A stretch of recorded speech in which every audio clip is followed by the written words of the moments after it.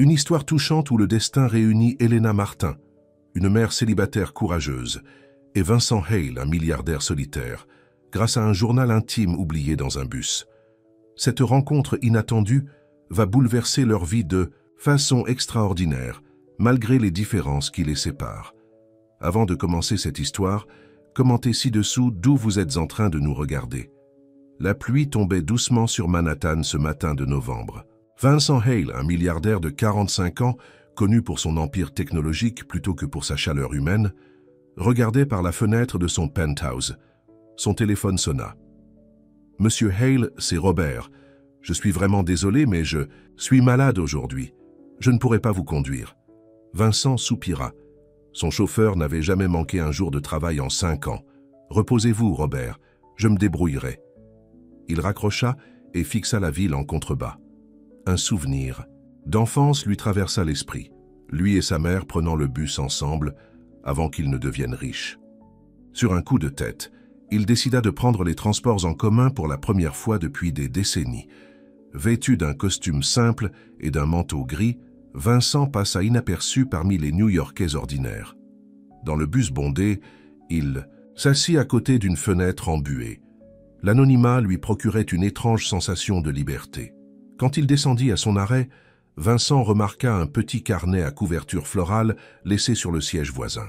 Il le prit par réflexe, pensant le remettre au chauffeur, mais le bus était déjà reparti.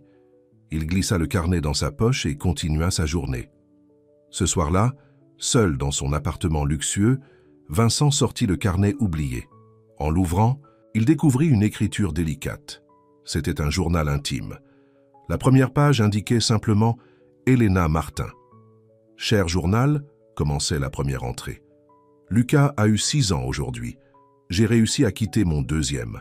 Travaille plus tôt pour lui acheter un petit gâteau. Son visage s'est illuminé comme si je lui avais offert la lune. Il n'a pas demandé où était son père cette fois-ci. Je ne sais pas si c'est une bonne ou une mauvaise chose. » Vincent hésita. Il savait qu'il violait l'intimité de quelqu'un, mais quelque chose le poussa à continuer. Le loyer a encore augmenté. Je ne sais pas comment je vais jongler entre la garderie de Lucas, les factures et la nourriture. Parfois, quand Lucas dort, je m'assieds dans la salle de bain et je pleure, silencieusement. Mais jamais devant lui. Devant lui, je suis forte. Quelque chose dans ces mots toucha Vincent. Il se surprit à tourner page après page, découvrant la vie d'Elena Martin, une mère célibataire qui travaillait comme aide-enseignante la journée et serveuse le soir. J'ai manqué l'histoire du coucher de Lucas hier. Quand je suis rentré, il dormait avec le livre ouvert à côté de lui. Ces moments perdus sont ceux qui me brisent le cœur. Vincent, qui pouvait acheter n'importe quoi, dans le monde, ressentit pour la première fois depuis longtemps une émotion qu'il avait oubliée. L'empathie. Au fil des pages, il apprit qu'Elena avait été abandonnée par son mari David, il y a 3 ans, la laissant seule avec leur fils de 3 ans. Elle écrivait sans amertume, seulement avec une détermination tranquille qui impressionna Vincent. « Je ne regrette rien », écrivait-elle. « Lucas est tout pour moi. Mais parfois, je me demande ce que ça ferait d'avoir quelqu'un qui s'inquiète pour moi. Quelqu'un qui demanderait « Comment s'est passée ta journée ?» et qui voudrait vraiment entendre la réponse. » Vincent ferma le journal, troublé. Il avait l'impression d'avoir volé quelque chose de précieux. Ses pensées n'étaient pas destinées à ses yeux. Pourtant, il se sentait étrangement connecté à cette femme qu'il n'avait jamais rencontrée. Le lendemain matin, Vincent appela son assistante personnelle. « Janet, j'ai besoin que vous trouviez quelqu'un pour moi. Son nom est Elena Martin. Elle travaille probablement dans une école comme aide-enseignante et aussi comme serveuse le soir. Elle a un fils de 6 ans nommé Lucas. Bien sûr, Monsieur Hale. Y a-t-il une raison particulière? Elle a perdu quelque chose qui lui appartient. Je veux le lui rendre. » Vincent aurait pu assigner une équipe entière à cette tâche, mais quelque chose le retint. Il voulait la trouver lui-même. Il commença par vérifier les registres des écoles locales, puis les restaurants du quartier où il avait pris le bus. Il n'utilisait pas son nom ou son influence, préférant se présenter simplement comme quelqu'un qui avait trouvé un journal. Pendant ce temps, dans un petit appartement de Brooklyn, Elena Martin cherchait frénétiquement son journal. C'était son refuge, sa thérapie, son seul espace personnel dans une vie dédiée à son fils. « Lucas, as-tu vu mon carnet? Celui avec les fleurs sur la couverture ?» Le petit garçon aux cheveux bruns secoua la tête. « Non, maman, on est en retard pour l'école. » Elena soupira. Elle devait l'avoir perdu dans le bus. Toutes ses pensées, ses peurs, ses espoirs, maintenant entre les mains d'un inconnu ou pire, jetées dans une poubelle, elle n'avait pas le temps de s'en préoccuper davantage. Son ex-mari David avait appelé la veille, après 3 ans de silence. Il voulait discuter de Lucas. Cette simple idée la terrifiait. À l'école primaire de Greenpoint où elle travaillait, Elena essayait de se concentrer sur les enfants, mais son esprit revenait constamment à l'appel de David et à son journal. « Perdu. Mademoiselle Martin, vous allez bien ?» demanda Madame Patel, l'enseignante avec qui elle travaillait. « Soyez juste un peu fatiguée », répondit Elena avec un sourire forcé. Ce soir-là, après avoir couché Lucas, elle reçut un second appel de David. « Elena, j'ai beaucoup réfléchi. Je veux faire partie de la vie de Lucas. Après 3 ans, tu as perdu ce droit quand tu as disparu. J'ai changé, Elena. J'ai un bon travail maintenant. Un appartement stable. Tu quoi? Tu penses pouvoir revenir comme si de rien n'était ?» Sa voix tremblait. « J'ai parlé à un avocat. Je peux demander la garde partagée. » Le monde d'Elena s'écroula. « Tu n'oserais pas. Je veux juste voir. Mon fils, Elena, on peut faire ça à l'amiable ou... Ne me menace pas, David. Lucas a besoin de stabilité, pas d'un père qui apparaît et disparaît à sa guise. » Après avoir raccroché, Elena s'effondra sur son canapé usé. Elle aurait tout donné pour avoir son journal en ce moment, pour déverser sa peur et sa colère sur ses pages plutôt que de les garder enfermées en elle. Vincent avait finalement trouvé une piste. Une Elena Martin travaillait effectivement à l'école primaire de Greenpoint. Sans réfléchir, il s'y rendit un après-midi, attendant à l'extérieur comme les autres parents.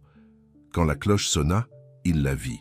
Elle portait une simple robe bleue sous un cardigan beige et aidait les enfants à retrouver leurs parents. Ses cheveux châtains étaient attachés en queue de cheval, et malgré la fatigue visible sur son visage, elle souriait gentiment à chaque enfant. Vincent fut frappé par sa beauté ordinaire mais rayonnante. Ce n'était pas une beauté sophistiquée comme celle qu'il côtoyait habituellement, mais une beauté authentique qui venait de l'intérieur. Quand la cour se vida, Elena s'apprêtait à partir chercher Lucas à sa propre école, quand Vincent s'approcha. « Excusez-moi, êtes-vous Elena Martin ?» Elle se tourna méfiante. « Oui, c'est moi, vous êtes le parent d'un élève. »« Non, je... » Vincent hésita. Comment expliquer qu'il avait lu ses pensées les plus intimes? « J'ai trouvé quelque chose qui vous appartient peut-être. » Il lui montra le journal, et le visage d'Elena s'illumina. « Mon carnet, où l'avez-vous trouvé ?»« Dans un bus, il y a quelques jours. » Elle prit le journal avec précaution, comme un trésor. « Merci infiniment. Vous ne pouvez pas savoir ce que ça représente pour moi. »« Je crois que si, » dit Vincent doucement. Puis, réalisant son erreur, il ajouta « Je veux dire, ça a l'air important pour vous. » Elena le regarda plus attentivement. L'homme devant elle était bien habillé mais de façon discrète. Il y avait quelque chose dans ses yeux, une solitude qu'elle reconnaissait. « Vous l'avez lu, dit-elle. Ce n'était pas une question. » Vincent rougit légèrement. « Je l'ai ouvert pour savoir à qui il appartenait. Je suis désolé. Elena aurait dû être furieuse, mais étrangement, elle ne l'était pas. Et vous avez fait tout ce chemin pour me le rendre. J'ai trouvé quelque chose de précieux, et je ne savais pas comment le laisser partir, » dit-il, reprenant inconsciemment une phrase qu'elle avait écrite dans son journal. Un silence s'installa entre eux, chargé d'une étrange connexion. « Je dois aller chercher mon fils, » dit finalement Elena. « Bien sûr. Je suis Vincent, au fait, Vincent Hale. Merci encore, Vincent. » Il la regarda s'éloigner, sachant qu'il devrait la laisser partir. Mais quelque chose en lui refusait de laisser cette rencontre être leur dernière. Elena récupéra Lucas à l'école maternelle, son journal serré contre elle. Elle était perturbée, non seulement par la réapparition de David dans leur vie, mais aussi par cet étrange homme qui avait lu ses pensées les plus intimes et qui l'avait cherché pour lui rendre son journal. « Maman, c'est qui ce monsieur ?» demanda Lucas en pointant derrière eux. Elena se retourna. Vincent se tenait à distance, comme s'il les suivait. « Qu'est-ce que vous faites ?» demanda-t-elle soudain méfiante. Vincent s'approcha embarrassé. « Je suis désolé, je me demandais si je pouvais vous inviter à prendre un café, pour m'excuser d'avoir lu votre journal. Je ne vous connais pas. Je sais, c'est juste que, il cherchait ses mots. Vos écrits m'ont touché, Ils m'ont fait réaliser combien ma vie était vide malgré tout ce que je possède. Elena fut surprise par cette honnêteté inattendue. Je dois rentrer avec mon fils. Un autre jour, peut-être, elle hésita. Cet homme était un étranger qui avait lu ses pensées les plus privées. Elle devrait être horrifiée. Pourtant, quelque chose dans sa vulnérabilité paraissait sincère. Peut-être, dit-elle finalement, mais je n'ai pas besoin de pitié. Ce n'est pas de la pitié, répondit Vincent. C'est de l'admiration. Sur le chemin du retour, Lucas demanda « C'est ton ami, maman ?» « Non, chérie, juste quelqu'un qui m'a rendu mon carnet. » Mais cette nuit-là, alors qu'elle écrivait dans son journal « Retrouvé », Elena se surprit à penser à Vincent, à se demander qui il était vraiment. Elle avait besoin de stabilité, pas de mystère. Elle avait besoin d'honnêteté, pas de contes de fées. Pourtant, pour la première fois depuis longtemps, elle se demanda s'il y avait de la place dans sa vie pour quelque chose ou quelqu'un d'inattendu. De son côté, Vincent retourna dans son penthouse vide, hanté par leur brève rencontre. Il savait qu'il aurait dû lui dire qui il était réellement. Mais comment pouvait-il lui révéler qu'il était Vincent Hale, le PDG de Hale Technologies, dont la fortune se comptait en milliards? Comment lui dire qu'il avait lu chaque mot de son journal, qu'il connaissait ses peurs, ses rêves, et qu'il voulait désespérément faire partie de sa vie? Pour la première fois de sa vie adulte, Vincent ne savait pas quoi faire. L'argent et le pouvoir ne lui seraient d'aucune utilité ici. Ce qu'il désirait ne pouvait être acheté. La confiance d'Elena. La pluie s'était remise à tomber sur Manhattan. Dans deux appartements très différents de la même ville, deux personnes fixaient la nuit, chacune se demandant ce que le destin leur réservait. Une semaine passa sans qu'Elena ne revoie Vincent. Elle était trop occupée à gérer le tsunami que David avait provoqué dans sa vie. Il avait officiellement demandé la garde partagée de Lucas et avait engagé un avocat coûteux. « Je n'ai pas les moyens de me battre contre lui », confia Elena à sa meilleure amie Sarah, pendant leur pause déjeuner à l'école. « Il t'a abandonné pendant 3 ans. Aucun juge ne lui donnera la garde, » répondit Sarah indignée. « Il prétend qu'il a changé. Il a un bon travail maintenant, un bel appartement. Et moi ?» Elena regarda son sandwich fait maison. « Je travaille, 2 emplois et je vis dans un 2 pièces. Tu es une mère extraordinaire, Elena. C'est ce qui compte. » Mais Elena n'était pas convaincue. Le système judiciaire coûtait cher, et elle avait à peine assez d'économies pour payer son loyer le mois prochain. Ce soir-là, en sortant de son travail au restaurant, elle fut surprise de voir Vincent attendre près de la porte des employés. « Comment m'avez-vous trouvé ici ?» demanda-t-elle, suspicieuse. Vincent parut gêné. « J'ai demandé à l'école, je voulais vous parler. Je suis fatigué, monsieur Hale. Vincent, s'il vous plaît, je me demandais juste si vous accepteriez ce café maintenant. » Elena hésita. Elle était épuisée, mais l'idée de rentrer dans son appartement vide, Lucas dormait chez Sarah ce soir, la déprimait. Un café. Cours, concéda-t-elle. Ils marchèrent jusqu'à un café ouvert tard dans la nuit. Vincent remarqua qu'Elena s'installa à la table la moins chère. « Comment va Lucas ?» demanda-t-il, se souvenant des détails du journal. « Il va bien, » répondit Elena, surprise qu'il s'en souvienne. « Vous ne m'avez toujours pas dit pourquoi vous êtes revenu me chercher. » Vincent joua avec sa tasse. « Je n'arrête pas de penser à vous, à vos mots, à votre force. Vous ne me connaissez pas. Je connais votre cœur, dit-il doucement, à travers vos mots. » Elena se sentit rougir. Ce n'était pas destiné à être lu. « Je sais. Je m'excuse encore. Mais je suis heureux de l'avoir trouvé. Ça m'a rappelé ce que c'est d'être humain. » Quelque chose dans sa voix toucha Elena. « Vous parlez comme si vous étiez déconnecté du monde. Je le suis. Mon travail m'isole. Que faites-vous dans la vie ?» demanda-t-elle, réalisant qu'elle ne savait presque rien de lui. Vincent hésita. Il devait être honnête, mais pas complètement, pas encore. « Je travaille dans la technologie. Je dirige une entreprise. Vous êtes patron ?» En quelque sorte, Elena sourit légèrement. « C'est vague. Je préfère en apprendre plus sur vous. Vous aimez être aide-enseignante ? J'adore les enfants. Mon rêve serait de devenir enseignante à part entière, mais les études coûtent cher. » Ils parlèrent pendant 1 heure, Vincent posant des questions sur sa vie, évitant soigneusement de mentionner ce qu'il savait déjà par le journal. Elena se surprit à apprécier sa compagnie, son attention sincère. « Je dois y aller, dit-elle finalement. J'ai cours tôt demain. Puis-je vous raccompagner? Ce n'est pas nécessaire. J'insiste. Il est tard. Ils marchèrent côte à côte dans les rues de Brooklyn. Vincent résista à l'envie d'appeler sa voiture. Il ne voulait pas briser ce moment d'authenticité. Devant son immodeste immeuble, Elena s'arrêta. « Merci pour le café. Je peux vous revoir ?» Elena le regarda longuement. « Pourquoi? Je ne suis pas exactement dans votre monde, Vincent. C'est peut-être pour ça que j'ai envie de vous connaître. Mon monde est artificiel. » Elle ne savait pas quoi répondre. Cet homme mystérieux l'intriguait. Mais elle avait appris à se méfier des choses trop belles pour être vraies. « Peut-être, » dit-elle finalement. « Mais je dois me concentrer sur mon fils en ce moment. Son père veut revenir dans sa vie et ça complique les choses. » Le visage de Vincent s'assombrit. « Il vous cause des problèmes? Il veut la garde partagée après 3 ans d'absence. C'est injuste. »« C'est la vie, » répondit Elena, avec un petit haussement d'épaule. « Bonne nuit, Vincent. » Elle monta les marches de son immeuble, sentant son regard sur elle, jusqu'à ce qu'elle disparaisse à l'intérieur. Le lendemain matin, le téléphone d'Elena sonna.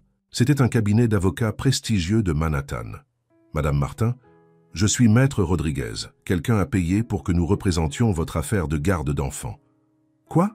Qui? » Le client souhaite rester anonyme, mais il a payé tous les frais à l'avance. Vous n'aurez rien à débourser. Elena resta bouche bée. « Je ne comprends pas. Je n'accepte pas la charité. »« Ce n'est pas de la charité, Madame Martin. C'est une personne qui croit en votre cause. Nous sommes l'un des meilleurs cabinets de la ville. Avec nous, vous avez toutes les chances de garder la garde de votre fils. » Elena raccrocha, stupéfaite. Son premier instinct fut de penser à Vincent. Mais comment aurait-il pu organiser cela si rapidement? Et comment pourrait-il se permettre un tel cabinet? À l'école, Elena était distraite. Elle repensait à leur conversation de la veille. Vincent avait dit qu'il dirigeait une entreprise technologique. Peut-être avait-il plus de moyens qu'elle ne l'imaginait? Pendant sa pause déjeuner, elle fit une recherche sur son téléphone. Vincent Hale Technologies. Ce qu'elle découvrit la laissa sans voix. Vincent Hale était le PDG et fondateur de Hale Technologies, l'une des plus grandes entreprises technologiques du pays. Sa fortune était estimée à plusieurs milliards de dollars. Les articles le décrivaient comme brillant mais reclus, rarement vu en public, le milliardaire mystérieux. Elena sentit la colère monter en elle. Il lui avait menti par omission. Il s'était présenté comme un homme ordinaire alors qu'il était l'un des hommes les plus riches du pays. Ce soir-là, en rentrant chez elle avec Lucas, elle trouva Vincent qui l'attendait près de son immeuble, un petit paquet à la main. « Maman, c'est ton ami !» s'exclama Lucas avec enthousiasme. Elena resserra sa prise sur la main de son fils. « Lucas, va m'attendre dans le hall. Je dois parler à ce monsieur. » Le petit garçon obéit à contre-cœur, observant par la vitre. « Vous m'avez menti », dit Elena. Dès que Lucas fut hors de portée de voix, Vincent parut confus. « Je ne vous ai jamais menti. Vincent Hale de Hale Technologies. Vous êtes milliardaire et vous vous présentez comme un simple patron. C'est un mensonge par omission. » Il baissa les yeux. « Je voulais que vous me voyiez pour qui je suis, pas pour ce que je possède. Et engager des avocats pour moi sans me demander mon avis. C'est aussi pour que je vous voie pour qui vous êtes. » La surprise se lut sur son visage. « Je n'ai pas fait ça. Ne me mentez pas. Elena, je vous jure que je n'ai pas engagé d'avocat pour vous. Je ne savais même pas que vous aviez des problèmes légaux avant hier soir. » Elle le regarda attentivement, cherchant des signes de mensonge. « Alors qui l'a fait? »« Je ne sais pas, mais ce n'est pas moi. » Elena ne savait plus quoi penser. « Qu'est-ce que vous faites ici, de toute façon ?» Vincent lui tendit le petit paquet. « C'est pour Lucas. J'ai pensé qu'il aimerait peut-être. » Elena hésita puis prit le paquet. C'était un livre, Le Petit Prince. Le même livre qu'elle avait mentionné dans son journal comme étant son préféré dans l'enfance. « Je ne peux pas accepter ça. Ce n'est qu'un livre, Elena, pas un diamant. Pour vous, peut-être. Pour moi, c'est... Je ne veux pas vous devoir. Quoi que ce soit. » Vincent soupira. « Vous ne me devez rien. Je voulais juste faire plaisir à votre fils. » Elena regarda à travers la vitre où Lucas les observait avec curiosité. « Pourquoi nous ?»« Parce que votre honnêteté m'a touché, parce que dans mon monde, tout est calculé, manipulé. Vous êtes réelle, Elena. Et vous êtes quoi? Un milliardaire qui s'ennuie et qui joue à être ordinaire. La douleur traversa son visage. Je ne joue pas. Pour la première fois depuis des années, je me sens vivant. Elena ne savait pas quoi répondre. Une partie d'elle voulait le croire, mais une autre partie, plus raisonnable, lui rappelait que les contes de fées n'existaient pas. « Lucas attend, dit-elle finalement. Je dois y aller. » Elena, « Bonsoir, monsieur Hale. » Elle tourna les talons, qui rejoignit son fils dans le hall, le livre serré contre elle. « C'est qui ce monsieur, maman ?» demanda Lucas. « Juste quelqu'un que j'ai rencontré. Il a l'air gentil. » Elena sourit tristement. « Parfois, les apparences sont trompeuses, mon chéri. » Mais ce soir-là, après avoir couché Lucas, elle ne put s'empêcher d'ouvrir Le Petit Prince. Une note était glissée à l'intérieur, écrite de la main de Vincent. « Les choses les plus importantes sont invisibles pour les yeux. Je ne vous demande rien, Elena. Je veux juste vous connaître. Vincent. » Malgré sa colère, Elena fut touchée. Elle écrivit dans son journal pendant des heures cette nuit-là, déversant sa confusion, son indignation, et cette étrange attraction qu'elle ressentait malgré tout. Le jour suivant, Elena reçut un appel de Maître Rodriguez. Ils avaient découvert des informations compromettantes sur David. Il avait des dettes de jeu importantes et une consommation d'alcool problématique. Sa demande de garde avait peu de chances d'aboutir. « Comment avez-vous découvert tout ça ?» demanda Elena stupéfaite. « Nous avons des enquêteurs très efficaces, Madame Martin. Votre bienfaiteur a insisté pour que nous utilisions toutes nos ressources. » Elena raccrocha perplexe. Si ce n'était pas Vincent, qui pouvait avoir fait ça pour elle? 3 jours passèrent sans nouvelles de Vincent. Elena se surprit à le chercher dans la foule, à se demander s'il reviendrait. Un matin, en arrivant à l'école, elle fut accueillie par une agitation inhabituelle. Un programme de bénévolat venait d'être lancé, avec des professionnels venant aider après l'école. « Elena, tu ne devineras jamais qui s'est porté volontaire pour notre programme de lecture », s'exclama la directrice. Madame Torres, Elena se figea en voyant Vincent discuter avec des enseignants au bout du couloir. Il portait une chemise simple et des jeans, tellement différents de l'image du milliardaire dans les magazines. « Qu'est-ce qu'il fait ici ?» murmura-t-elle. « Tu le connais? C'est incroyable. Vincent Hale, le Vincent Hale. Il va venir lire des histoires aux enfants après l'école 3 fois par semaine. Il a aussi fait un don anonyme pour rénover la bibliothèque. » Elena sentit son cœur battre plus fort. Il ne s'était pas imposé dans sa vie personnelle, mais il avait trouvé un moyen d'être près d'elle, tout en aidant les enfants. Quand leurs regards se croisèrent, Vincent lui sourit timidement. Il ne s'approcha pas, lui laissant l'espace qu'elle avait demandé. Pendant la journée, Elena l'observa avec les enfants. Il était patient, attentif, complètement présent. Pas du tout l'image du milliardaire arrogant qu'elle imaginait. À la fin de la journée, alors qu'il s'apprêtait à partir, Elena l'interpella. « Pourquoi vous faites ça ?»« Pour les enfants, » répondit-il simplement. « Seulement pour les enfants ?» Il la regarda droit dans les yeux. « Non, pas seulement. Je suis toujours en colère contre vous pour m'avoir caché qui vous êtes. Je comprends, et je suis désolé. Mais je ne regrette pas. Si je vous avais dit qui j'étais dès le début, m'auriez-vous traité normalement ?»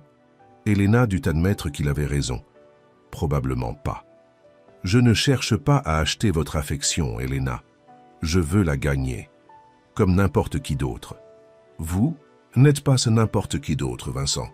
Avec vous, j'aimerais l'être. » Leur conversation fut interrompue par l'arrivée de Lucas, sortant de sa propre école avec la classe qui venait pour le programme après-école. « Maman !»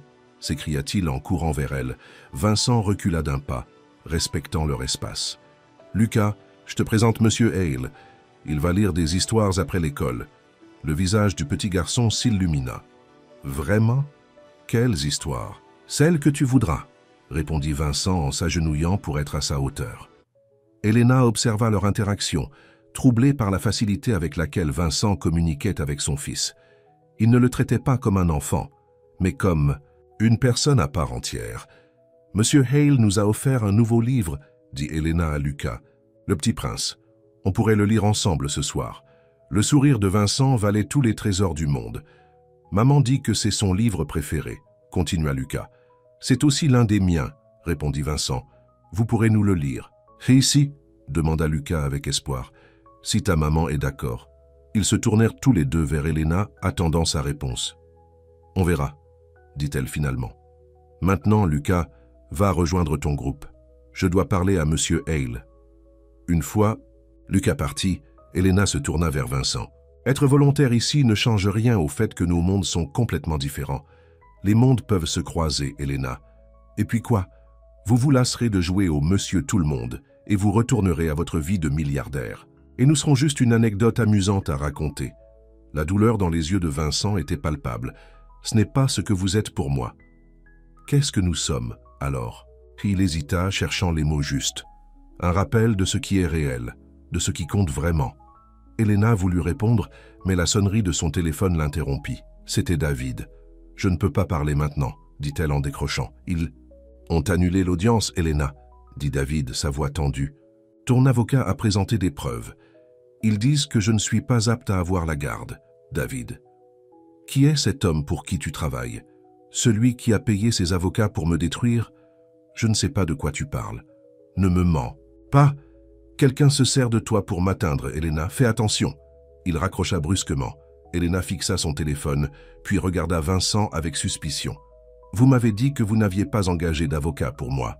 Et c'est la vérité. Alors, qui l'a fait? » David pense que quelqu'un cherche à le détruire à travers moi. Vincent semblait sincèrement perplexe. « Je vous jure que ce n'est pas moi, Elena. Mais je peux essayer de découvrir qui c'est, si vous voulez. » Elle le regarda longuement, cherchant à déchiffrer cet homme qui avait bouleversé sa vie. Pouvait-elle lui faire confiance, ou était-il trop dangereux de laisser quelqu'un comme lui entrer dans son monde simple mais stable? « J'ai besoin de temps, » dit-elle finalement, « pour réfléchir à tout ça. Je comprends. Je serai là quand vous serez prête. » Alors qu'il s'éloignait, Elena ressentit un mélange de soulagement et de regret. Elle ne savait plus ce qu'elle voulait. Cet homme représentait tout ce qu'elle n'était pas, riche, puissant, influent. Mais il y avait aussi cette connexion indéniable, cette façon dont il la regardait comme si elle était la personne la plus importante au monde. Ce soir-là, en lisant Le Petit Prince à Lucas, Elena s'arrêta sur la phrase « On ne voit bien qu'avec le cœur. L'essentiel est invisible pour les yeux. C'est comme Monsieur Hale, » dit Lucas avec la sagesse innocente des enfants. Il a l'air triste mais gentil. Elena embrassa son fils. « Comment tu sais qu'il est triste ?» Ses yeux. Ils sont comme les tiens parfois, quand tu penses que je ne regarde pas. Les mots de son fils la troublèrent profondément. Était-elle si transparente? Et Vincent l'était-il aussi? Cette nuit-là, Elena écrivit dans son journal « Je ne sais plus qui j'essaie de protéger, Lucas ou moi-même. J'ai peur de faire confiance, peur de croire que quelque chose de beau puisse arriver dans notre vie. Mais peut-être que la vraie force n'est pas de se protéger, mais d'oser s'ouvrir au risque d'être blessé. Est-ce que je suis prête pour ça ?» La question resta sans réponse, flottant dans la nuit de Brooklyn, tandis que de l'autre côté de la ville, Vincent regardait les lumières de Manhattan, se demandant s'il n'était pas en train de commettre la plus grande erreur de sa vie en s'attachant à une femme qui voyait sa richesse comme un obstacle plutôt qu'un avantage. Les jours suivants établirent une routine étrange. Vincent venait à l'école 3 fois par semaine pour le programme de lecture. Il était toujours respectueux, gardant une distance professionnelle avec Elena devant les autres, mais leurs regards se croisaient souvent. Lucas s'était rapidement attaché à Monsieur Vincent, comme il l'appelait désormais. Il attendait avec impatience les séances de lecture où Vincent donnait vie aux personnages avec différentes voix et expressions. « Maman, pourquoi Monsieur Vincent ne vient jamais dîner chez nous ?» demanda Lucas un soir. « C'est compliqué, mon chéri, » répondit Elena. « Parce qu'il est riche ?» Elena fut surprise. « Comment sais-tu qu'il est riche? Jimmy a dit que son papa a montré un article sur lui à la télé. Il a beaucoup d'argent et une grande maison. » Elena soupira. Elle avait espéré protéger Lucas de cette réalité, mais les enfants apprenaient toujours tout. « Oui, il est riche, mais ce n'est pas pour ça. » « Alors pourquoi? Tu l'aimes bien, je le vois dans tes yeux. » Elena sourit tristement. Même son fils de 6 ans pouvait voir ce qu'elle essayait de nier. Parfois, les adultes ont besoin de temps pour apprendre à se connaître. Le lendemain, à l'école, Elena observait Vincent lire à un groupe d'enfants. Il était si différent de l'image qu'elle avait des hommes riches et puissants, patients, attentifs, sans aucune arrogance. Après la session, Vincent s'approcha d'elle. « Elena, je voulais vous demander quelque chose. »« Oui, l'école organise une Sortie au musée la semaine prochaine. Il cherche des accompagnateurs. Je me suis porté volontaire, mais je voulais m'assurer que ça ne vous dérangeait pas. Elena fut touchée par sa considération. Pourquoi ça me dérangerait? Je ne veux pas vous mettre mal à l'aise. Je sais que vous avez besoin d'espace. C'est pour les enfants, Vincent. Votre présence sera appréciée. Un sourire éclaira son visage. Merci. Et comment va Lucas? Il vous apprécie beaucoup. Il demande pourquoi vous ne venez jamais dîner. Vincent parut surpris. Vraiment? Les enfants s'attachent facilement. Et leur mère? Elena sentit ses joues rougir.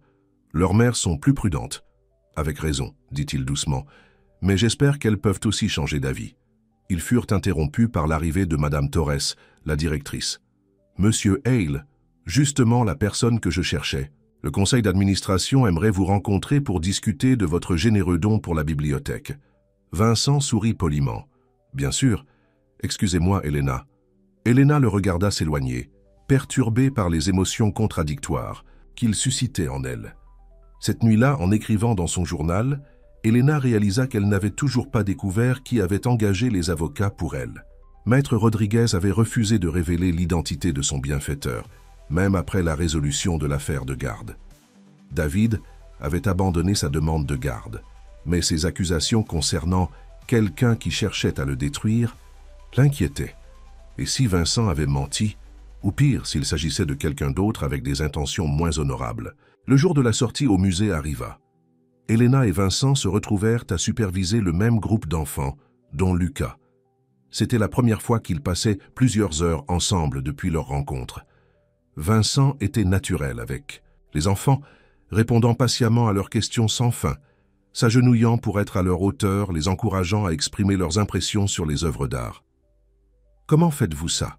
demanda Elena, pendant que les enfants dessinaient dans un atelier. « Quoi donc ?»« Être cible normale. Les milliardaires ne sont pas censés savoir faire des choux en origami ou connaître les noms de tous les dinosaures. » Vincent rit.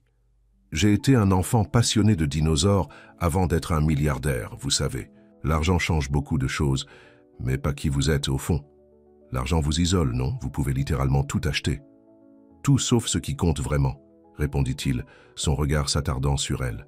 « L'authenticité, la confiance, l'amour. » Elena détourna les yeux, troublée par l'intensité de son regard. « Maman, monsieur Vincent, regardez mon dessin. » Lucas accourut vers eux, brandissant son œuvre.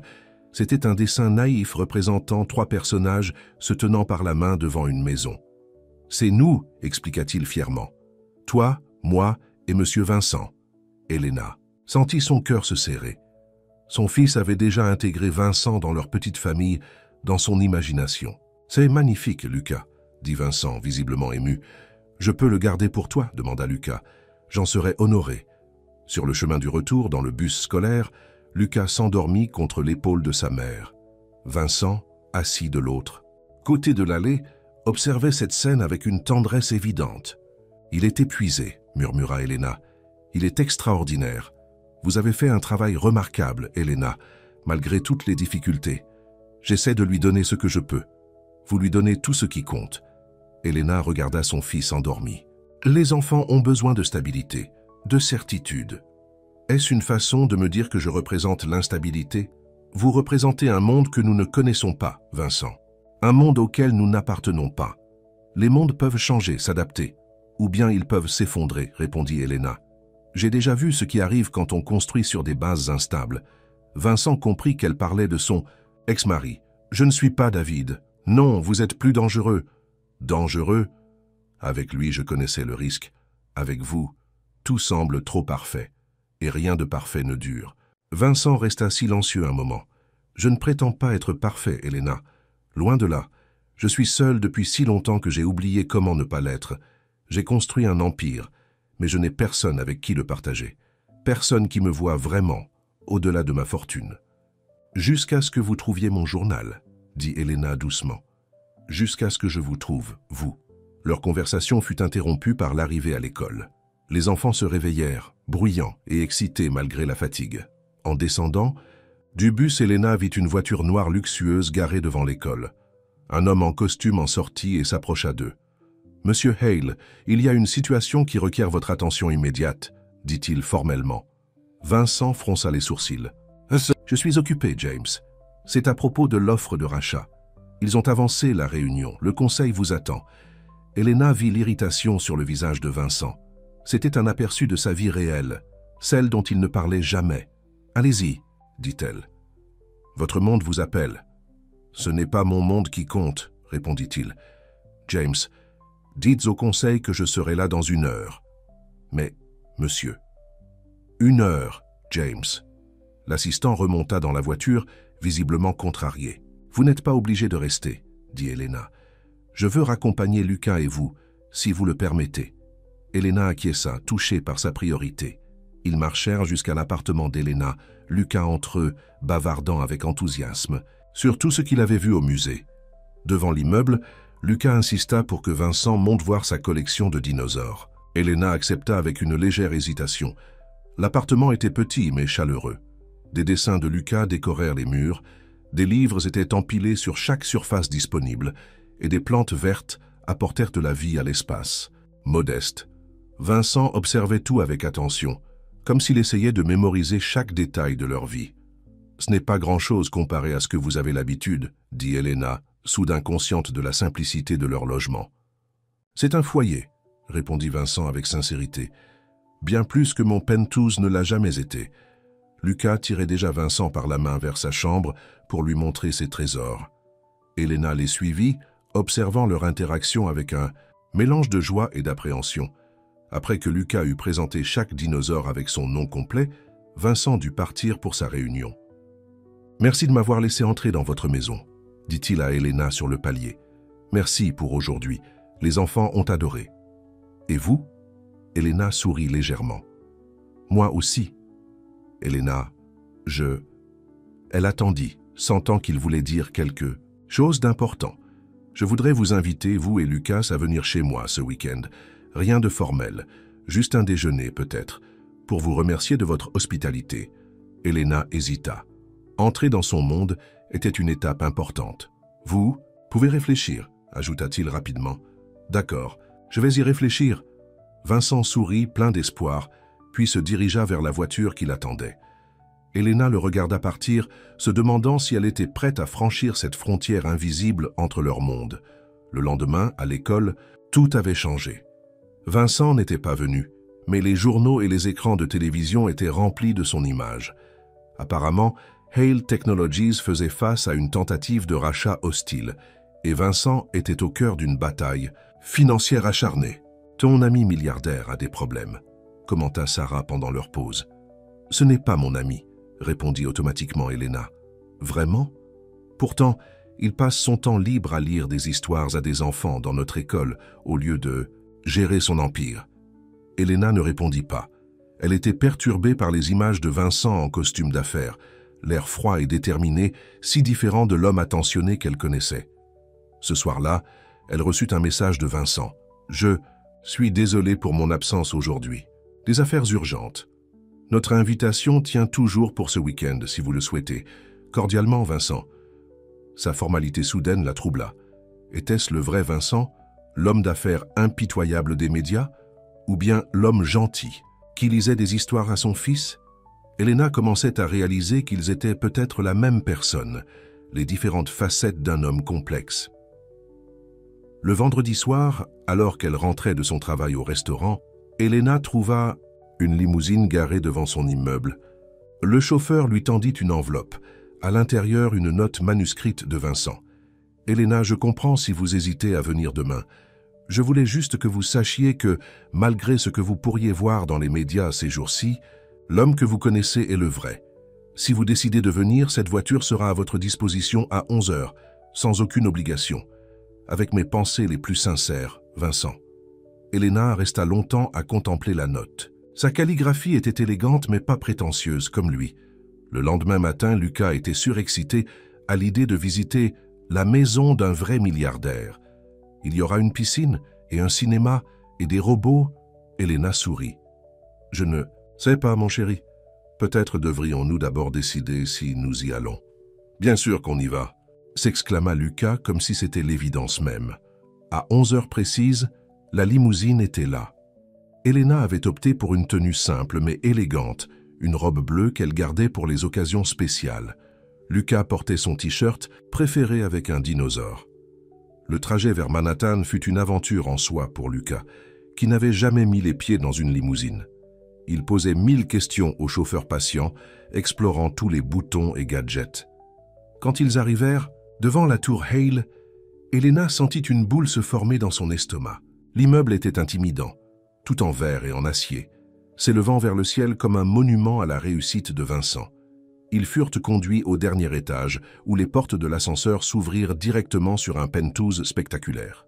Les murs de verre offraient une vue à couper le souffle sur Manhattan. « Waouh !» s'écria Lucas, courant vers les fenêtres. Vincent les attendait, vêtu simplement d'un jean et d'une chemise bleue. Il semblait nerveux, ce qui surprit Elena.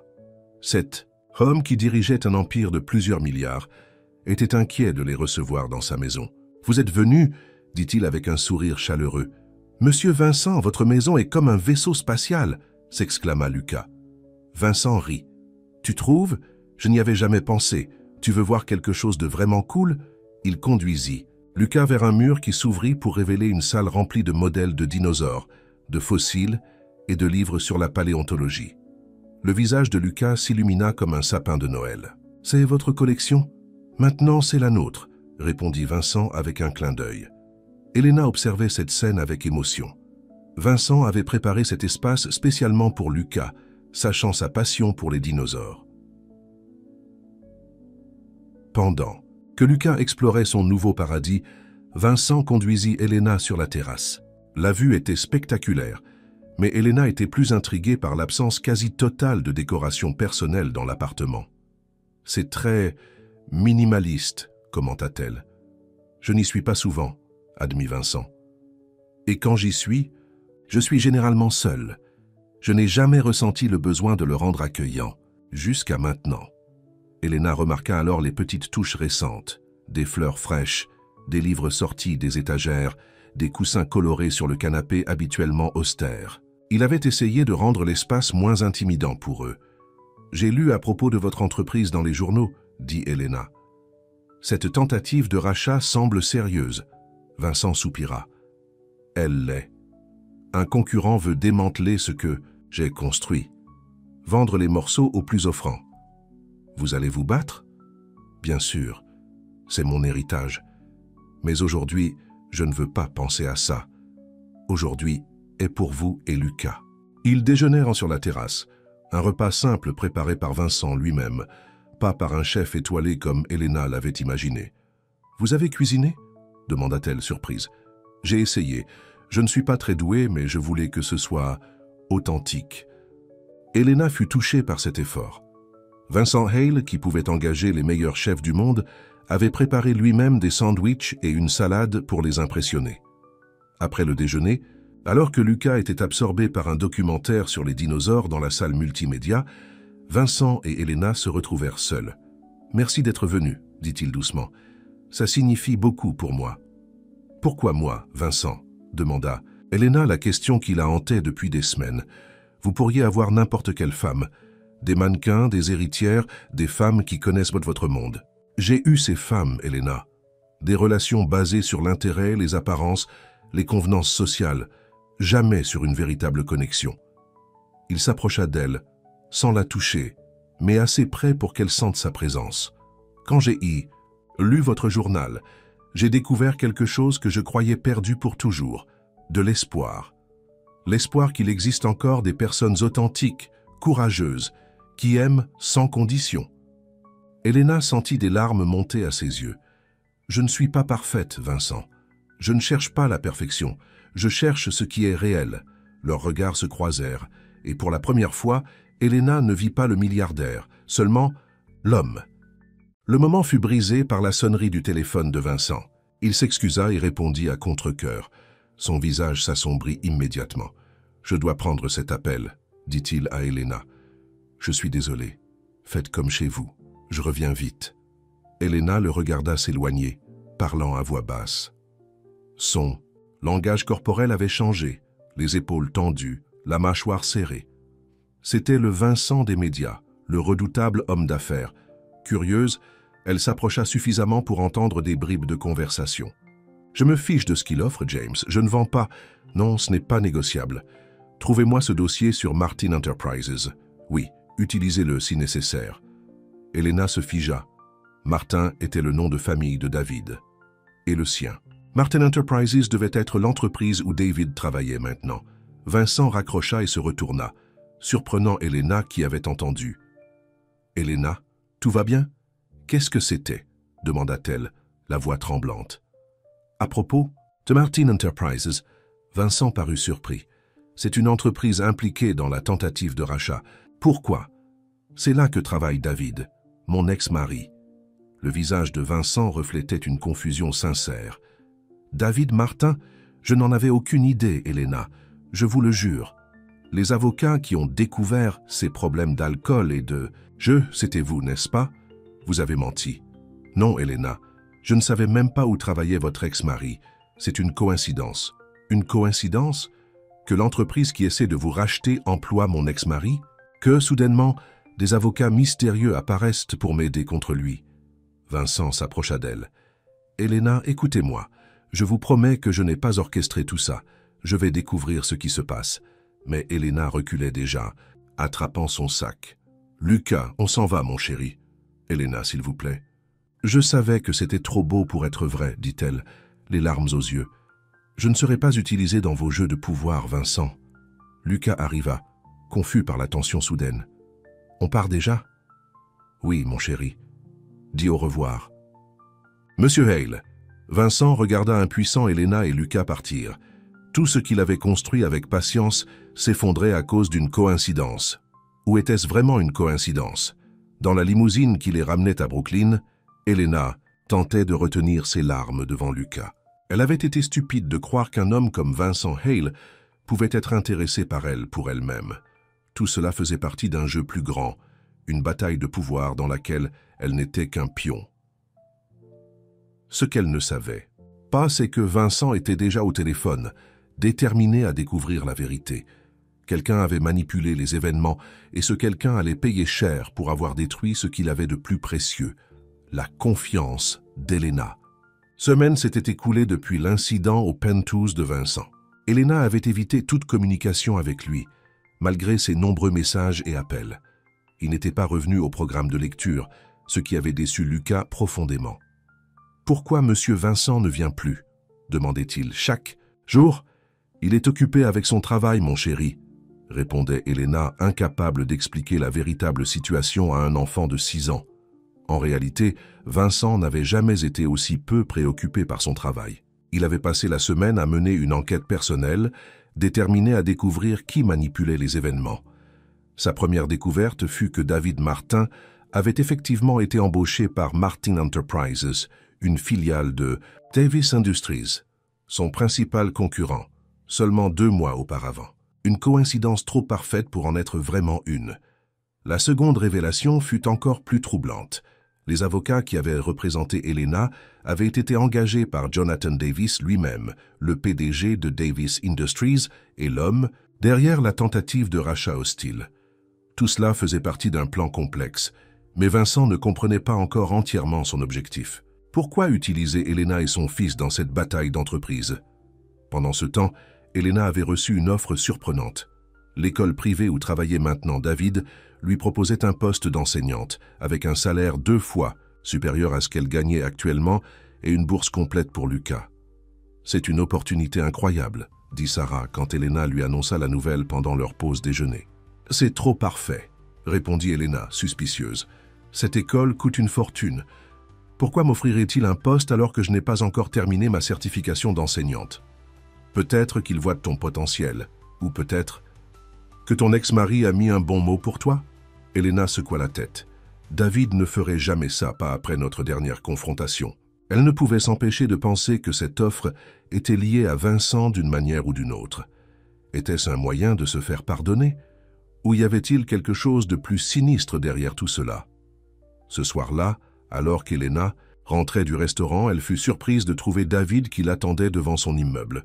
« Qu'est-ce que tu fais ici ?» demanda-t-elle froidement. « Je dois te parler, » répondit-il, l'air nerveux. « C'est important. » Elena hésita, puis accepta de l'écouter dans un café voisin. Lucas était chez Sarah pour la nuit. Elle n'avait donc pas à s'inquiéter qu'il voie son père. J'ai découvert quelque chose, commença David une fois assis. À propos de mon employeur et de ton ami milliardaire. Vincent n'est pas mon ami, répondit automatiquement Elena. Peu importe. J'ai été embauché par Martin Enterprises spécifiquement parce que j'étais ton ex-mari. Il voulait une connexion avec toi. Elena fronça les sourcils. Pourquoi? Parce que quelqu'un voulait atteindre Hale à travers toi. Qui? Jonathan Davis, le PDG de Davis Industries. Ils essaient de racheter Hale Technologies depuis des années. Mais ce n'est pas juste une affaire de business. C'est personnel. Davis et Hale ont une histoire. Elena essayait de comprendre. Qu'est-ce que j'ai à voir avec tout ça? David prit une profonde respiration. Davis a découvert que Hale s'intéressait à toi. Il a vu une opportunité. Il m'a embauché pour demander la garde de Lucas, sachant que tu aurais besoin d'aide. Puis il a engagé ses avocats hors de prix pour te sauver, se présentant comme un bienfaiteur anonyme. Dans quel but? Pour que tu te sentes redevable. Pour t'utiliser comme moyen de pression contre Hale. Et c'est ce qui se passe maintenant. Cette offre d'emploi à l'Académie Westbrook, c'est une école financée par Davis Industries. Elena sentit un frisson lui parcourir l'échine. Et tu as accepté de participer à ça, d'utiliser notre fils comme pion. J'avais des dettes, Elena. Ils ont promis de tout effacer si je coopérais, mais je ne savais pas à quel point ça irait loin. Je pensais que c'était juste une question de business entre milliardaires. Jusqu'à ce que j'entende Davis parler de se venger de Hale. Se venger pourquoi? Je ne sais pas exactement. Quelque chose qui s'est passé il y a des années. Mais Davis est dangereux, Elena. Je ne veux pas que Lucas ou toi soyez impliqués. Là-dedans. Elena fixait sa tasse de café, essayant d'assimiler toutes ces informations. Pourquoi me dire tout ça maintenant? David parut honteux. Parce que j'ai vu les messages de Davis. S'ils ne peuvent pas atteindre Hale à travers toi volontairement, ils sont prêts à utiliser d'autres moyens. À vous mettre en danger, toi et Lucas. Un sentiment de peur envahit Elena. Quel genre de danger? Je ne sais pas exactement, mais assez pour que je risque mon emploi et ma sécurité en venant t'avertir. Elena se leva brusquement. Je dois aller chercher Lucas. Il est en sécurité chez Sarah, pour l'instant. Mais je dois le récupérer et je ne sais pas quoi faire ensuite. Va chez Hale, suggéra David. C'est le seul qui puisse vous protéger efficacement. Je ne lui fais plus confiance. Tu devrais. Il est le seul qui n'a pas menti dans toute cette histoire. Crois-moi, j'ai vu les communications entre Davis et ses hommes. Hale n'était au courant de rien. Elena hésita, puis prit une décision. Merci de m'avoir prévenu, David. Je vais chercher Lucas maintenant. Elle se précipita chez Sarah, une peur nouvelle lui serrant le cœur. Quelle que soit cette vendetta entre Davis et Vincent, elle ne laisserait pas son fils y être mêlé.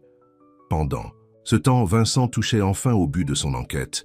Il avait découvert pourquoi Jonathan Davis le haïssait tant. Il y a 15 ans, la femme de Davis, Claire, avait quitté son mari pour Vincent. Leur relation avait été brève mais intense. Claire était décédée dans un accident de voiture quelques mois plus tard, et Davis avait toujours blâmé Vincent pour sa mort. Cette vengeance était en préparation depuis des années. Davis avait patiemment attendu de trouver une faiblesse chez Vincent, et il l'avait trouvée en Elena. Vincent essayait désespérément de la joindre quand son téléphone sonna. C'était un numéro inconnu. « Vincent Hale », répondit-il. « Vincent, c'est Elena. » Sa voix était tendue, effrayée. « Elena, j'essaie de vous joindre depuis des jours. J'ai découvert... Je sais. David m'a tout expliqué. Vincent, j'ai peur. Lucas a disparu. » Vincent sentit son sang se glacer. « Comment ça, disparu ?» J'étais chez Sarah pour le récupérer, mais il n'était pas là. Sarah dit qu'un homme prétendant être mon collègue de l'école est venu le chercher plus tôt, disant que j'avais eu un accident. Elle l'a laissé partir avec lui. Vincent serra le poing. « C'est Davis. Où êtes-vous maintenant ?» Devant l'appartement de Sarah. « La police est en route, mais ne bougez pas, j'arrive. » Vincent fit mobiliser toute son équipe de sécurité. Si Davis avait fait enlever Lucas pour le faire chanter, il allait découvrir à quel point Vincent Hale pouvait être dangereux quand on menaçait ceux qu'il aimait. Moins d'une heure plus. Tard, la limousine de Vincent s'arrêtait devant l'immeuble de Sarah. Elena se précipita à l'intérieur. les yeux rougis par les larmes. « Vincent, ils ont mon bébé », dit-elle en s'effondrant contre lui. Il la serra dans ses bras, le cœur brisé par sa douleur. « Nous allons le retrouver, Elena, je vous le promets. » Ils se rendirent au poste de police où Vincent utilisa toute son influence pour accélérer les recherches. Il avait également engagé des détectives privés et mis son équipe informatique sur les caméras de surveillance de la ville. Alors qu'ils attendaient des nouvelles, Vincent expliqua tout à Elena, la vieille rivalité avec Davis, la tragédie de Claire et comment Davis avait orchestré chaque étape pour se venger. « Je suis tellement désolé, Elena. Tout cela est de ma faute. Si je ne m'étais pas approché de vous... » « Non, » interrompit Elena. « Vous ne saviez pas. Nous avons tous été manipulés. » Malgré sa peur pour Lucas, Elena se rendait compte maintenant que Vincent avait été aussi victime qu'elle dans cette machination. Soudain, le téléphone de Vincent sonna. C'était un texto avec une photo de Lucas, assis dans ce qui semblait être une chambre d'hôtel, en train de regarder la télévision. Il avait l'air indemne. Le message disait « Le garçon va bien pour l'instant. Si tu veux le revoir, signe. Les papiers de vente. Tu as 1 heure. » Vincent montra le message à Elena qui poussa un cri de soulagement en voyant son fils vivant. « Qu'est-ce qu'on fait ?» demanda-t-elle. « Je vais signer », répondit Vincent sans hésitation. « Mon entreprise ne vaut rien comparé à la vie de Lucas.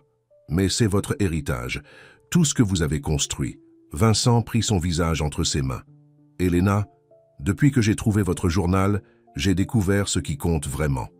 Et ce n'est pas un empire financier, c'est vous, c'est Lucas. C'est avoir quelqu'un pour qui rentrer à la maison. » Les yeux d'Elena se remplirent de larmes. Malgré tout ce qui s'était passé, malgré sa méfiance, elle savait au fond d'elle-même que Vincent disait la vérité. « On va le récupérer ensemble », dit-elle fermement. Ils élaborèrent un plan. Vincent accepterait de rencontrer Davis pour signer les documents de vente, mais avec une condition, que Lucas soit présent lors de l'échange. Pendant ce temps, l'équipe de sécurité de Vincent et la police se positionnerait autour du lieu de rencontre. Le rendez-vous fut fixé dans la salle de conférence d'un grand hôtel. Vincent et Elena arrivèrent ensemble, présentant un front uni. Jonathan Davis les attendait, un sourire suffisant sur le visage. Lucas était assis dans un coin, jouant avec une tablette, surveillé par un homme en costume. « Lucas !» s'écria. Elena se précipitant vers son fils. « Maman !» Lucas courut dans ses bras. « On m'a dit que tu avais eu un accident. » Elena le serra contre elle, des larmes de soulagement coulant sur ses joues. « Je vais bien, mon chéri, tout va bien maintenant. » Vincent se tourna vers Davis. « Tu as ce que tu voulais, Jonathan. Les papiers sont prêts à être signés. » Davis sourit froidement. « 15 ans, Vincent. J'ai attendu 15 ans pour ce moment, pour te voir tout perdre, comme j'ai tout perdu. Claire est morte dans un accident, Jonathan. Je l'ai aimée, mais je ne l'ai pas tuée. Elle ne serait jamais partie si tu ne l'avais pas séduite, gronda Davis. Tu m'as tout pris. Maintenant c'est mon tour. » Vincent jeta un regard vers Elena et Lucas, puis signa les documents. « C'est fait. Hale Technologies t'appartient. Maintenant, laisse-les partir. » Davis observa la signature, jubilant. « Tu sais ce qui est ironique? Tu perds ton entreprise pour une femme, tout comme j'ai perdu la mienne. L'histoire se répète. » « Non, » répondit Vincent calmement. « L'histoire ne se répète pas. Parce que contrairement à toi, j'ai appris à valoriser ce qui compte vraiment. » À ce moment, les portes s'ouvrirent. Des policiers et des agents du FBI entrèrent dans la salle. « Jonathan Davis, vous êtes en état d'arrestation pour enlèvement, extorsion et complot », annonça l'agent en charge. Davis regarda autour de lui, incrédule. « Quoi, mais il a signé, l'entreprise est à moi !»« Un contrat signé sous la contrainte n'a aucune valeur légale », expliqua Vincent. « Et kidnapper un enfant pour faire pression est un crime fédéral. » Tandis que Davis était menotté et emmené, Vincent rejoignit Elena et Lucas. « Est-ce que ça va ?» demanda-t-il, s'agenouillant pour être au niveau de Lucas. Le petit garçon hocha la tête. « Le monsieur m'a dit qu'on jouait à un jeu. Il était méchant ? Oui, mais c'est fini maintenant, » répondit Elena, caressant les cheveux de son fils. Vincent les accompagna au poste de police, où Lucas donna sa déclaration avec l'aide d'un psychologue pour enfants. Heureusement, Davis avait veillé à ce que l'enfant soit bien traité. voulant éviter des accusations plus graves si son plan échouait.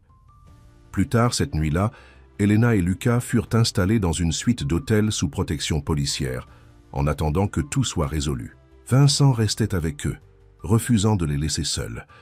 Alors que Luca dormait enfin épuisé par les événements de la journée, Elena rejoignit Vincent sur le balcon de la suite. « Comment avez-vous su que le FBI viendrait ?»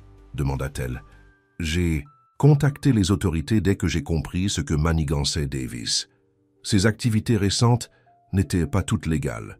Il le surveillait déjà. » Elena regarda la ville illuminée en contrebas. « Je suis désolé de vous avoir accusé, d'avoir douté de vous.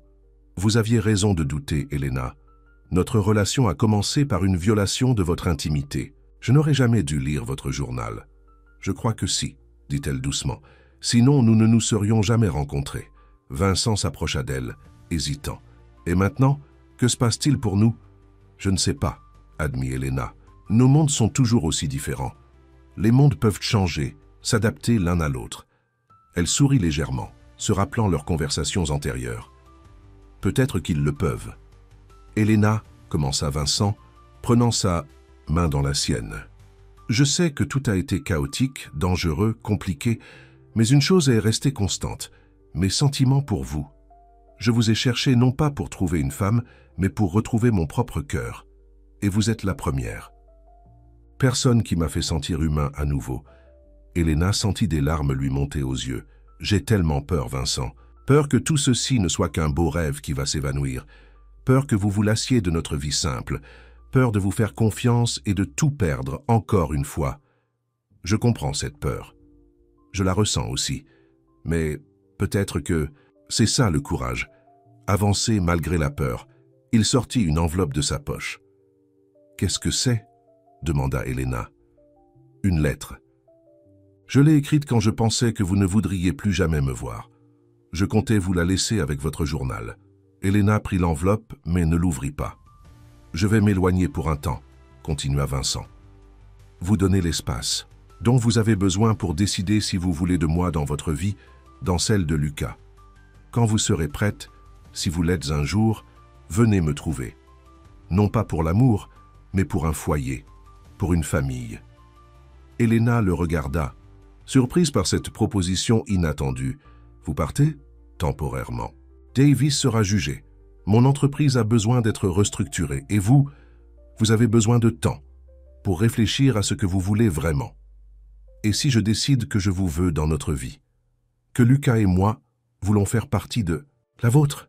Vincent sourit, un sourire plein d'espoir. « Alors je serai là, à attendre. » 3 mois plus tard, Elena se tenait devant la tour Hale, Luca à ses côtés.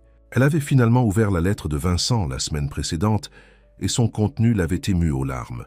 « Tu es prêt ?» demanda-t-elle à son fils. Luca hocha la tête avec enthousiasme. « Tu crois qu'il a toujours les dinosaures ?»« Je suis sûr que oui. » Ils montèrent jusqu'au dernier étage, le cœur d'Elena battant la chamade.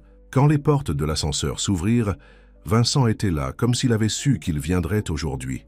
« Vous êtes venu, » dit-il, les mêmes mots qu'il avait prononcés lors de leur première visite. « Nous sommes venus, » confirma Elena, tenant fermement son journal à fleurs. L'ancienne froideur du penthouse avait disparu. Des photos étaient accrochées au mur, beaucoup d'elles prises à l'école pendant le programme de lecture. Des livres traînaient sur les tables. Des couleurs chaudes avaient remplacé le minimalisme austère. « J'ai essayé de le rendre plus accueillant », expliqua Vincent, suivant son regard. « Pour que ce soit un foyer, pas juste un logement. »« C'est parfait », murmura Elena. Luca courut immédiatement vers la salle des dinosaures, laissant les adultes. « Seul ? J'ai lu votre lettre, » dit Elena, ouvrant son journal pour en sortir les pages soigneusement pliées. « C'est la chose la plus belle que j'ai jamais lue. »« Je pensais chaque mot, » répondit Vincent. « Je le sais maintenant. J'ai compris que parfois, les contes de fées peuvent exister. Pas parce que la vie devient magiquement parfaite, mais parce que 2 personnes décident d'affronter l'imperfection ensemble. » Vincent s'approcha d'elle, prenant ses mains dans les siennes. « Est-ce que cela signifie… » Elena sourit, un sourire radieux qui illumina son visage. « Cela signifie que Luca et moi sommes prêts à faire partie de votre vie, Vincent Hale, si l'offre tient toujours. » Pour toute réponse, Vincent l'attira doucement contre lui et l'embrassa tendrement. C'était leur premier baiser, le début d'une nouvelle page dans l'histoire de leur vie. « Burke !» s'exclama Lucas, revenant dans la pièce avec un dinosaure en peluche. « Ils font comme dans les films. » Ils éclatèrent de rire, et Vincent souleva le petit garçon dans ses bras. « Tu vas devoir t'y habituer, mon bonhomme. Ça veut dire que tu vas être mon nouveau papa ?» Vincent regarda Elena, attendant sa réaction. Elle hocha la tête, les yeux brillants de larmes de joie. « Si tu veux bien de moi, » répondit Vincent à Lucas. « Seulement si on peut avoir un vrai dinosaure, » négocia le petit garçon avec un sourire espiègle. « On va commencer par un chien, » proposa Elena, rejoignant leur étreinte. Vincent les serra tous les deux contre lui, savourant ce moment parfait. Il avait trouvé un journal et découvert un trésor bien plus précieux que tous ces milliards. Une famille, un foyer, un cœur. Dans son bureau, le journal à fleurs d'Elena trouverait une place d'honneur, non plus comme un secret volé, mais comme le début d'une histoire qu'ils continueraient à écrire ensemble, page après page, jour après jour, pour le reste de leur vie. Et dans ce journal, Elena écrivit ce soir-là. « Parfois, le destin prend des chemins détournés pour nous mener exactement là où nous devions être. Il a fallu un journal perdu, un milliardaire solitaire et un petit garçon qui croit aux dinosaures pour me rappeler que l'amour, le vrai, ne se trouve pas dans la perfection, mais dans la décision de s'aimer malgré les imperfections. C'est la plus belle des histoires, et c'est la nôtre. Effine.